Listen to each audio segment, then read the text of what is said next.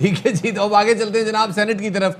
Senate की इंतखाबात जो हैं वो बिल्कुल तकरीबन सर पे आ गए हैं, हार्डली 13-14 दिन रह गए हैं सेनेट के इंतखाबात में, और साथ ही पॉलिटिकल टेम्परेचर इस वक्त 98 डिग्री सेंटीग्रेड के आसपास है। 100 डिग्री पे उबल जाता है ना पूरा, उबाल के नजदीक पहुंच गए। अब तो ये डर है कि कहीं थर्मामीटर टूट ना जाए। हुकूमत और ऑपोजिशन के दरमियान लफ्ज़ों की जंग हम देख रहे हैं दिन ब दिन शदीद होती जा रही है, और जहां ऑपोजिशन की हुकूमत पर वार जारी है वहां पर हुकूमत के भरपूर जवाब भी हम देख रहे हैं कि सामने आ रहे हैं। मतलब तुर्की ब तुर्की दोनों साइड से जवाब तो आ रहे हैं।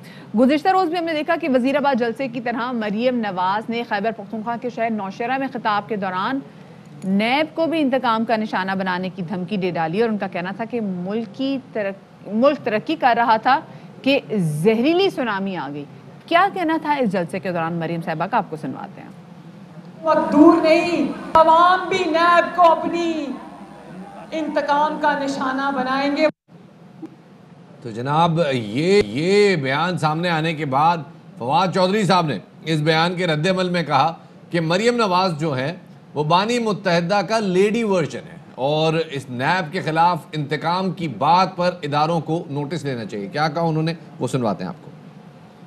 मरियम नवाज जो है वो लेडी बनी है अल्ताफ हुसैन का ये बात करके कि जी हम अब नैब से इंतकाम लेंगे और छोड़ेंगे नहीं। ये तो बड़ा अनफॉर्चुनेट बात की उन्होंने। तहकीकाती एजेंसीज हैं, उनको कैसे धमकी दे सकती है। आई थिंक नैब को इनके इस बयान का नोटिस देना चाहिए और कार्य सरकार पे मुदाखलत के ऊपर जो है वो इन पे पर्चा करना चाहिए। दूसरी जानिब इलेक्शन कमीशन की जानिब से पीडीएम के मुश्तरका उम्मीदवार यूसुफ रजा गिलानी की कागजात नामजदगी पर गुज़िश्ता रोज़ जो फैसला महफूज किया गया था वो सुना दिया गया है। उनके कागजात नामजदगी जो हैं ये मंजूर कर लिए गए हैं। साथ ही तहरीक इंसाफ ने परवेज़ रशीद और मुशाहिदुल्लाह साहब पर भी एतराज़ात दायर कर दिए थे। मुशाहिदुल्लाह खान साहब तो अब नहीं रहे, लेकिन इलेक्शन कमीशन को दरख्वास्त में जो बात की गई है उसमें कहा गया है कि जी परवेज़ रशीद नादहिंदा हैं और डॉन लीक्स में उनको कसूरवार भी ठहराया गया है। बैंक एक स्टेटमेंट भी उन्होंने जमा नहीं करवाई, और पीडीएम उम्मीदवार यूसुफ रजा गिलानी की कागजात नामजदगी पर पीटीआई के फरीद रहमान ने एतराज दायर किया था। जी जनाब, और एतराज में जैसे हमने आपको बताया आपसे कुछ देर पहले कि कहा गया था कि वो आर्टिकल 62-63 पर पूरा नहीं उतरते। और दूसरी जानिब सेनेट इलेक्शन 2018 में खैबर पख्तूनख्वा अरकान की जो पैसे लेने की वीडियो है उसको असली करार दे दिया गया है। ARY न्यूज़ के सीनियर एंकर पर्सन अरशद शरीफ ने काबीना की तहकीकाती कमेटी को शवाहिद पेश किए। कमेटी के रुकन शहजाद अकबर कहते हैं 1 माह में तहकीकाती रिपोर्ट जारी कर दी जाएगी। कमेटी के जो TORs के मुताबिक ये 1 माह के अंदर रिपोर्ट पेश करनी है। अभी इसमें कुछ और एविडेंस कलेक्ट करने का फैसला हुआ है। जिस किसी के पास कोई भी इंफॉर्मेशन हो जो असिस्ट कर सके इस चीज़ को जानने के लिए कि ये क्या मामला हुआ था, देने वाले कौन थे, बेनिफिशरी कौन थे, तो वो भी कमेटी का चूँकि सेक्रेटेरिएट ह्यूमन राइट्स मिनिस्ट्री में है तो वहाँ पे कोई एविडेंस भी भेज सकते हैं, कुछ लिख के दे सकते हैं, इन पर्सन आ सकते हैं। ऑल्सो शफात कल के अरशद शरीफ साहब के शो में उन्होंने ये बताया कि जब उन्होंने वीडियोस पेश की तो उन्होंने वहाँ बोला कि जी हम इस पर फॉरेंसिक जो इसकी तहकीकात वो नहीं करेंगे, क्योंकि इस वीडियो में जो लोग अब मौजूद हैं उन्होंने खुद भी एतराफ़ किया कि जी वो इस वीडियो में मौजूद थे। खैर जी, उधर शाहिद खाकान अब्बासी साहब ये कहते हैं कि आइन में तरमीम करनी है तो पार्लियामेंट में लाएं। चोर दरवाजे से तरमीम की मुकम्मल मुखालिफत करते हैं। इलेक्शन कमीशन ने इंतखाबात शुरू होने से पहले ही मुतनाज़ बना दिए हैं।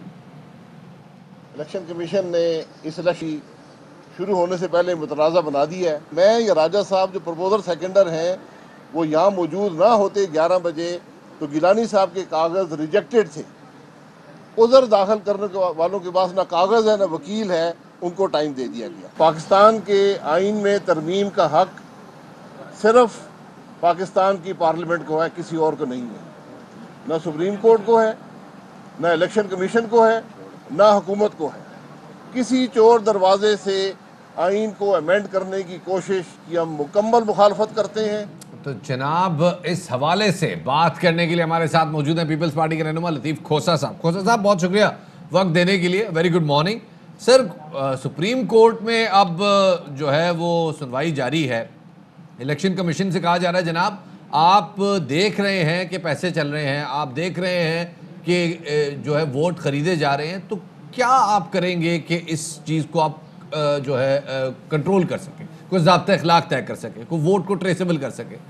इलेक्शन कमीशन का एक ही जवाब आ रहा है कि जी आइन में जो इस बैलेट की तारीफ है वो खुफिया बैलेट है, तो खुफिया का मतलब है ये खुफिया ही रहेगा।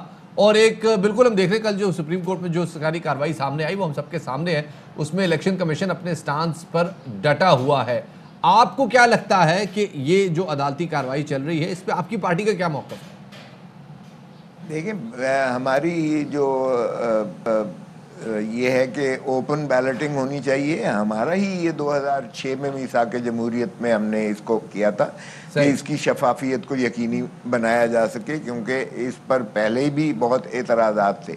लेकिन जिस भोंडे तरीके से इस हुकूमत ने ये जो न सिर्फ सुप्रीम कोर्ट में हुकूमत गई हुई है, बल्कि इन्होंने एक आईनी जो है तरमीमी बिल भी दे दिया, और उस बिल में भी उन्होंने न सिर्फ आर्टिकल 226 में जो है तरमीम चाहिए है, बल्कि उन्होंने आर्टिकल 63 में भी उन्होंने तरमीम चाहिए है, जिसमें उन्होंने दोहरी शहरियत को रखने वाले को भी इलेक्शन में लड़ने की इजाज़त दी है, और अगर वो बन जाए तो उसके बाद वो शहरियत छोड़े, और उससे अगर वो नहीं बनता तो फिर वापस चला जाए।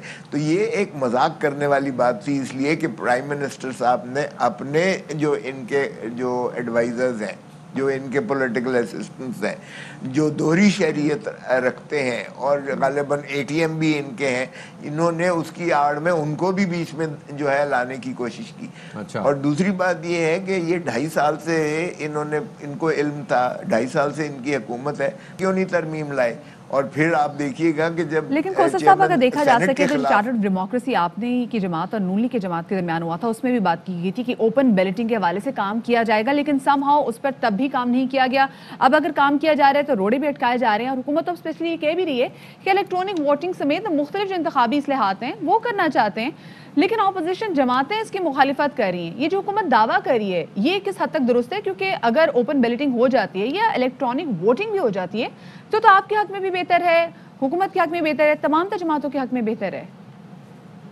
देखिए, ये भी बिल्कुल अबस है और गलत है। हमने तो जब कहा कि ये सेलेक्टेड वज़ीर आज़म है, और हमने कहा कि ये 2018 का इलेक्शन जो है ये बिल्कुल नाकारा है और इस पर जो है धांधली ज़्यादा इलेक्शन है, और उस पर हमने चाहा कि इस पे इस्लाहात कीजिएगा, इलेक्टोरल रिफॉर्म्स करें, और एक कमेटी भी पार्लियामान में बनाई। लेकिन 2.5 साल, पौने 3 साल हो चले हैं कि उस पर कोई कार्रवाई, एक नशिस्त नहीं हुई और कोई तजावीज़ नहीं हुई, कोई कार्रवाई नहीं हुई।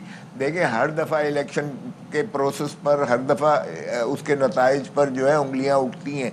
तो इलेक्शन की शफाफियत यकीनी बनाने के लिए यकीनन इस्लाहात होनी चाहिए, चाहे वो इलेक्ट्रॉनिक पोलिंग के ज़रिए, बैलेटिंग के ज़रिए होती है, चाहे वो कोई और ऐसा जो है इंश्योर किया जाए जिस पर किसी किस्म की धांधली ना हो, किसी किस्म की उंगली ना उठो, और तमाम शफाफियत को यकीनी बनाया जाए। बिल्कुल होना चाहिए, लेकिन ये प्राइम मिनिस्टर साहब तो चोर डाकू कहने से तो एतराज नीचे उतरता ही नहीं है। आप दुरुस्त कह रहे हैं कि सिर्फ जो है, क्योंकि पीपल जो तहरीक इंसाफ की हुकूमत है, अगर इन्होंने आईनी तरमीम लानी थी तो इनके ऑलरेडी 2.5 साल हो चुके हैं। ये काम बहुत पहले हो जाना चाहिए था, और उसके लिए व्हिप करना चाहिए था वोट्स को इस तरफ, और अपोजिशन के साथ ज़रा को मामला तय करने चाहिए थे, क्योंकि ऑब्वियसली आइन में तरमीम के लिए बड़ी अक्सरियत चाहिए। बहुत बहुत शुक्रिया जनाब। हमारे साथ लतीफ़ खोसा साहब मौजूद थे, बता रहे थे कि कैसे आगे बढ़ना है उन्होंने सेनेट इलेक्शन में।